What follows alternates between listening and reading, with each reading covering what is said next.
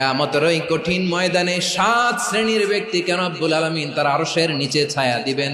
তার মধ্যে প্রথম শ্রেণীর ব্যক্তি হলো ইমামুন আদিল, যে ইনসাফের সাথে বিচার করে, যে জাস্টিস সমাজে সার্ভ করে, যে সুশাসন নিশ্চিত করে, ওই ইমামুন আদিল। আদিল শব্দটা বুঝছেন না? ইন্নাল্লাহা ইয়া'মুরু বিল আদল, পাইছেন? আদিল।